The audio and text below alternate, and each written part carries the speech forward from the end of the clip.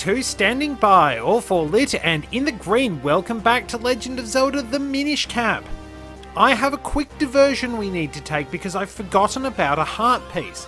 Let's drop down here, which is our shortcut once we have the dungeon item. Why didn't I go once I had the dungeon item? Oh well. So, if we climb down here... Now there should be a fairy fountain nearby. Let me see. It's just down there, I believe.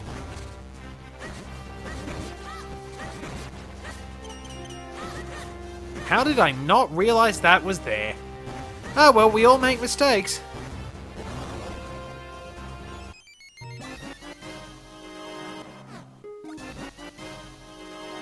Well, we got a fairy and a piece of heart.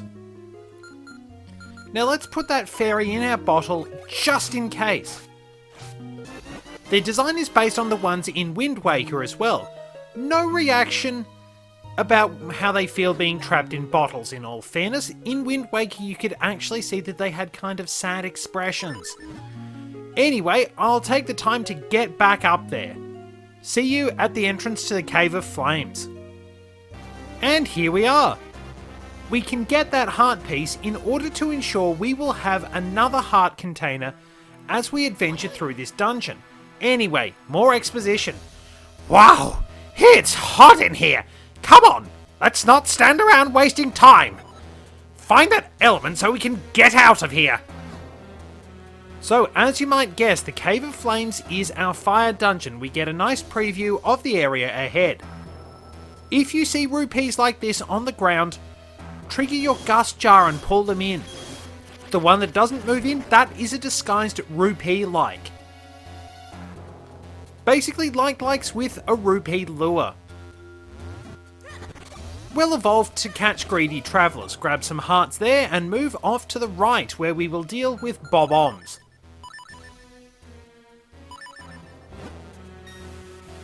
We can use our shield to set them off as we could in Link's Awakening. Hit them with your... that's right. I was going to say hit them with your shield twice to stop them, but if you're clever, you can suck one of them into the Gust Jar or stun them and use them as a projectile to bomb your way through that wall. We will be able to do this at later points in the level. So, Spiny Beetles, again, if you're familiar with Link's Awakening, you're familiar with these guys. Your sword won't make a dent in their thorny armour! Flip them over before you strike!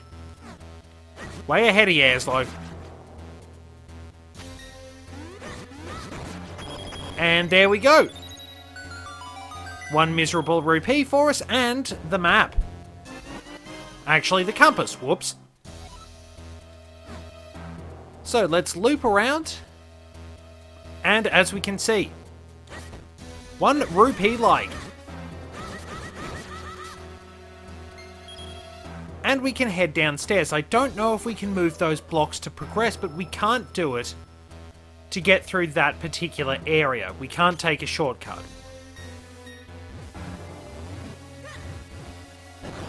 So there we are, you can pick up bob-ombs. You'll note these railways, which were actually a feature of the Oracle games as made by Capcom. Minecarts would pop up at various points throughout the Oracle games and you could ride them to get through different parts of the dungeon. Standard choo-choo bothering us.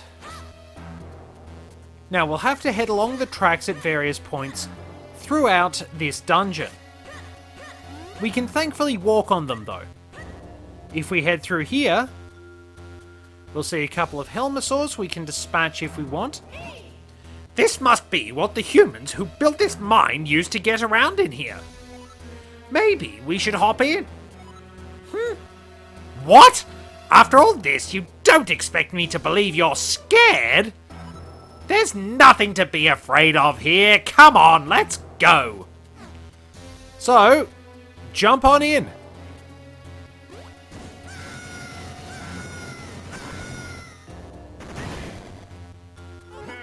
Sweet jumping jellyfish, that was awful! Kid, what are you smiling about? I knew it was madness to risk our lives in that rickety human contraption. From now on, let's just stick to our feet. Well, I mean, your feet. Always talks tough, but can never back it up. Suppose it's a bit hard to when you're a hat. Focused on the wrong one there. Anyway. More bombs to deal with. That was nicely done, if I do say so myself. Not the most spectacular move, but consistent. Now let's see. Yes. So, if we hit one of these, we hit both of these, we can wind up rolling instead of picking them up, which is a little frustrating. At least we have 30 bombs, but it's the principle of the thing. So, across we go, and we have Helmosaurs to deal with.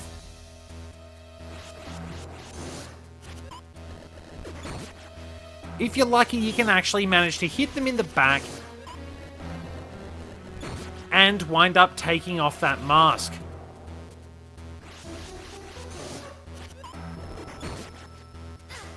I thought I got you, jerk. There we go. How interesting. So there was a portal hidden away in here, Whenever you want me to shrink you down, just hop up here and press R. So this fancy portal is what we need to use. There's no special animation for that one. A little odd. Now, enemies won't notice us when we're small, but do try and avoid being hurt. We can't go up that way because that is practically a bottomless pit to us. So we have to sneak off over here.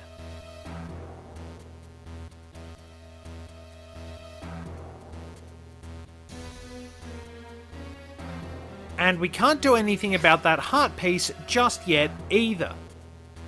Which is a little bit sad, but we'll be able to get hold of it in due course. So we make it to a much hotter area. We can't jump down those stairs. But for some reason we can jump off here. And walk into the fire. Move very carefully. Much more carefully than I did.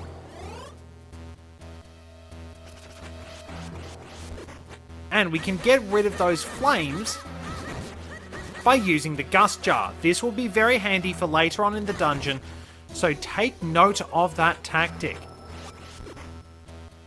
We can also make sure we go up and get this chest here. That one is our map. So all the usual palaver about that.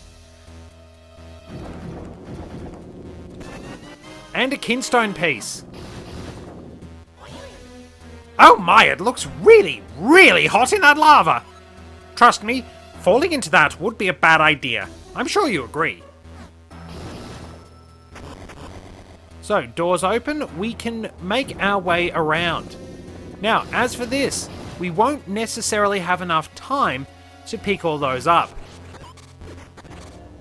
Make yourself a shortcut with the Gust Jar. It's a surprisingly useful utility item. And try not to walk into the flames.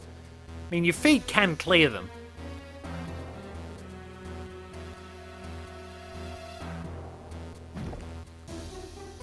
We have just enough time. And these sort of pill bug enemies we can deal with fairly easily. But we do have to try and throw them into those holes.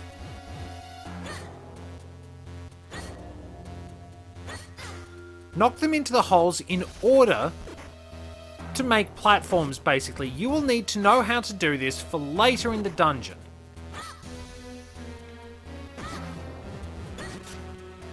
They're invincible otherwise. But we managed to knock one of them into the lava, so we can't proceed. We'll have to make our way back through the area. Does it...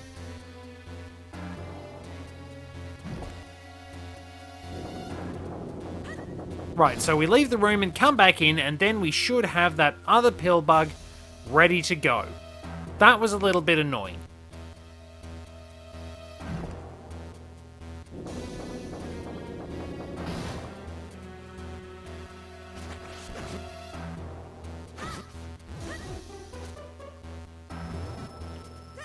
And there we are. That's how we proceed. So, grab our loot, and we will have to push that out of the way. The block shows us what to do. We need that key.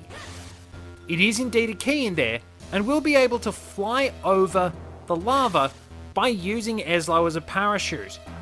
If you need to cancel, press the R button, but don't do that over lava. There we are. This goes up. We open the door. And we push this across to that hole in the ground.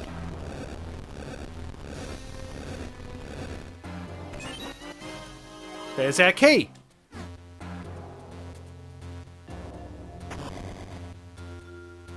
Let's see, is it... No, we have to go back the other way. That's right. It was near the minecart the first time. So if we head back there... Now, the minecarts were a lot slower in the Oracle games, in all fairness. Sometimes you would actually have to hit switches on the fly as you travelled through the different dungeons. I think they were a bit more prominent in Ages than Seasons, not 100% sure. It has been way too long since I played those, and I probably should give them a go again. Like I mentioned, it would be amazing seeing those get a treatment along the lines of Link's Awakening. There we are, the points. And jump in and rocket away.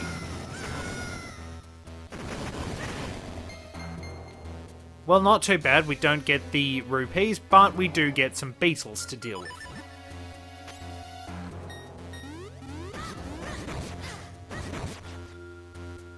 There we go, up through here. When those blade traps come at us, hide in here and jump over them. Now, we can bait these. I didn't do a very good job of that. And again, either deal with the keys using your sword, or you can use the Gust Jar. Not a bad shot.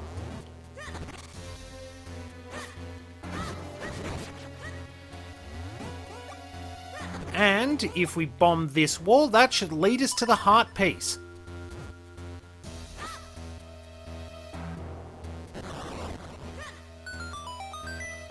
There we go.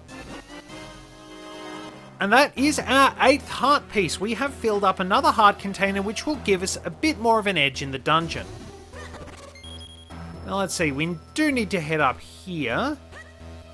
And there will be our battle. We have an important item coming up. Spiny Choo-Choos.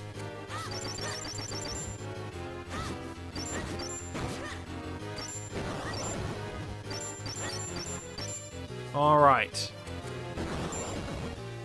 Bombs are very good for dealing with them.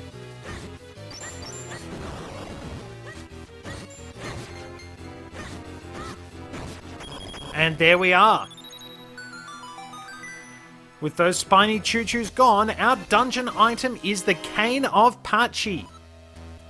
It doesn't seem that impressive on paper, if I'm going to be honest. It is very useful as a temporary means of jumping. And, of course, it will enable us to traverse certain areas and do things like that. Hey kid, why don't you take the Cane of Pachi and fire it at that hole? I mean, you never know what'll happen until you try, right? The description did tell us about that, Eslo. We fly up there, and we've established a warp point too. And in we go!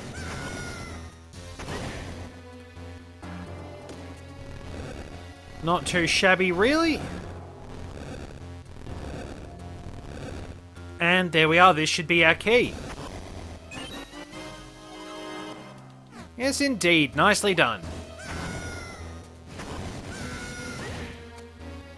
Away we go, and off to the next part of the dungeon. It's going pretty smoothly, all things considered. The Cave of Flames isn't too hard to work out. It's a bit longer, but it's not quite as problematic as some other places. We need to hit that later. We can't walk over the railway tracks as a Minish. We'll need to move very carefully through this section. I probably should have been hurt then, in all fairness. These are chasers. These enemies will move through mazes basically on set paths. You can avoid them if you're careful. I don't think there's a way to defeat them. They're basically intruder chasing blade traps. So, allow me to demonstrate.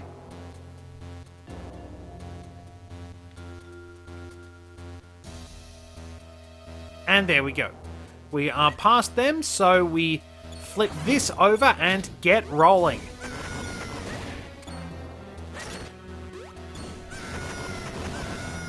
We'll have to go back up too.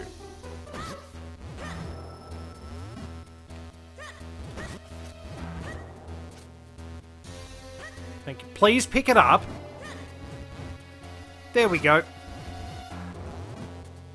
Now, we do actually have to...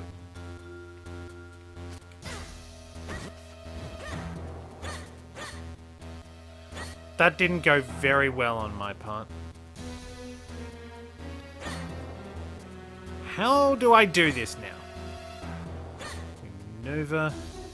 We smack it into the hole.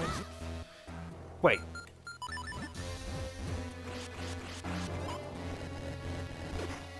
There we go. Good old Gust Jar. Not too bad for an item that's only appeared in one game. It's particularly handy, as I keep saying. And it's kind of sad that a lot of items in later Zelda games don't tend to be very useful outside the dungeon where you find them. There's at least a bit of usability for the items in this particular game. They'll come in handy at various points along the way, though the Cane of Pachi is probably less useful than you might think. Drop down into the hole, and... See, the Cane of Pachi doesn't really do anything against a range of enemies, in all fairness. Kinstone Piece, not too bad. We do need a lot of those green ones.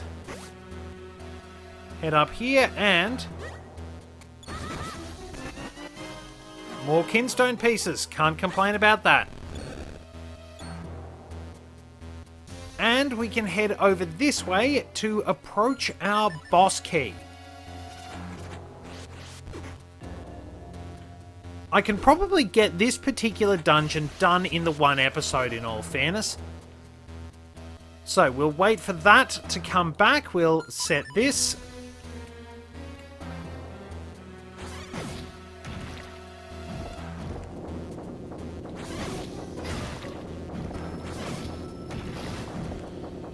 And we make some very quick movements. Is this... Let's get off that. Might as well clear those jars out of the way. Just in case.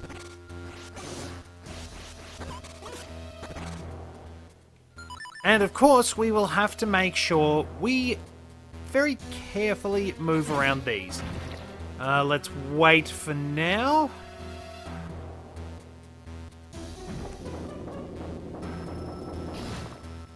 That was a bit quicker than I anticipated.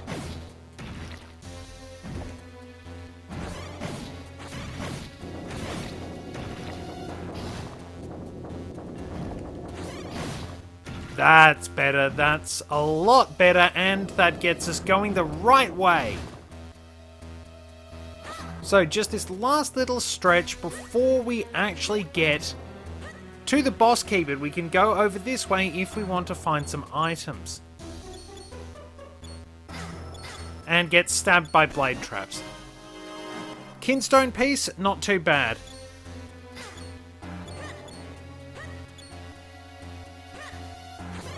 We want to go over here.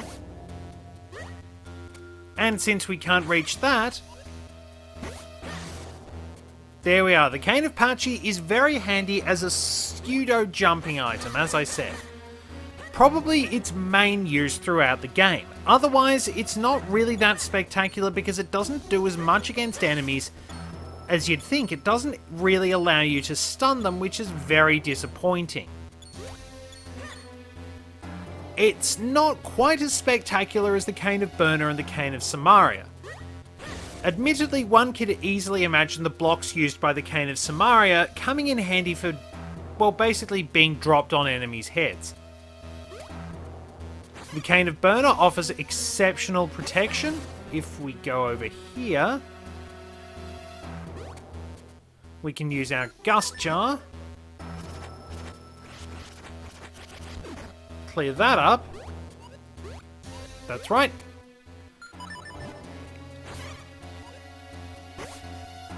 But the Cane of Pachi doesn't come across as that spectacular. It's useful, but it's not exactly the greatest item out there. I mean, there are worse, let's be honest. There have been some complete duds. The Dominion Rod probably comes to mind as one of the less effective Zelda items, because you only really used it a little bit throughout the one dungeon, then in a side quest, and that was it. Twilight Princess was really, really bad about items only being useful in the dungeon where you found them. There's our big key. And we can stick the landing here. Fire up the Gust Jar. And miss our shot. But don't worry, that will be coming back shortly. We are right at the boss door. So I'll wrap this particular episode up by fighting the boss.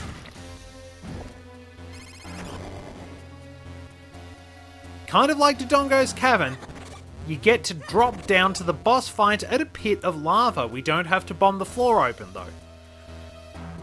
Down we go!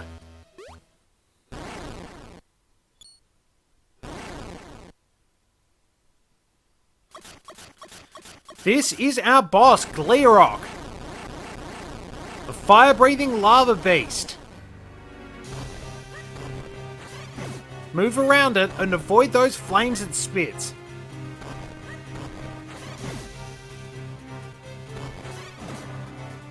Hit that shell on its back with the Cane of Pachi, and eventually it will slide back into the lava. Rocks will fall and the lava will actually grow. Later on at least. Now if you want to get rid of those flames, then you can do so by using the Gust Jar. Don't run into the lava by complete accident.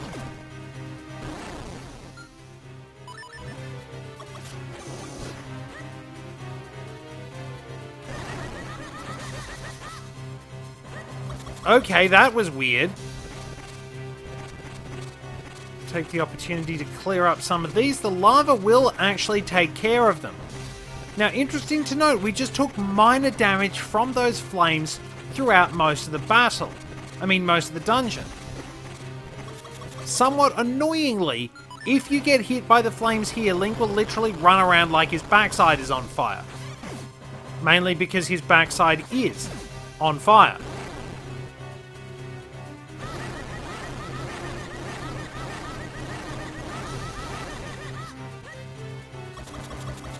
So as the lava rises, the flames will wind up being put out, but we should get rid of as many as we can with the Gust Jar, thank you. You will also wind up finding a lot of hearts when you do that.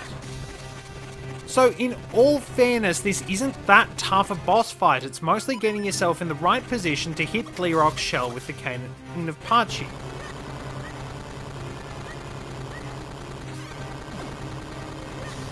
Alright, so it's invincible while it uses its flamethrower attack.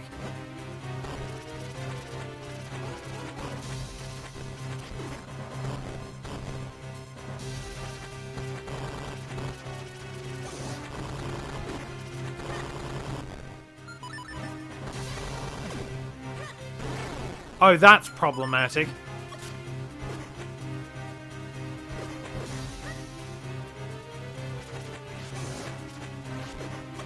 So yeah, this is really the biggest issue. It's more annoying than anything else. It's not actually a significant challenge, it's just a pain in the backside.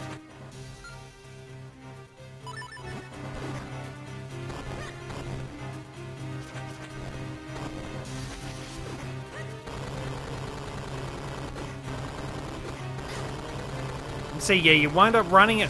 You get hit by its attacks, you literally run around like your ass is on fire. And of course you can't control yourself, which means you have to kind of run into the corners or wind up getting comboed.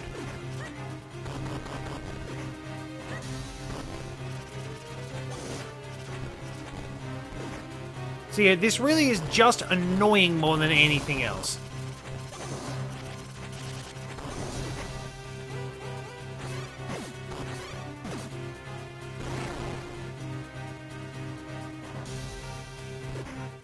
I thought I hit the start button then.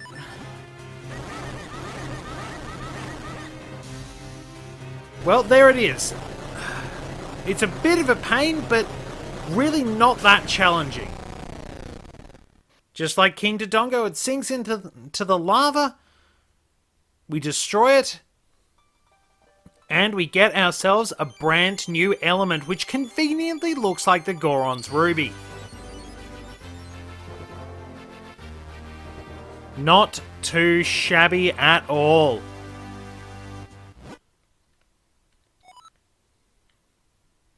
So we got the fire element. Flames bring light to darkness and warmth to all.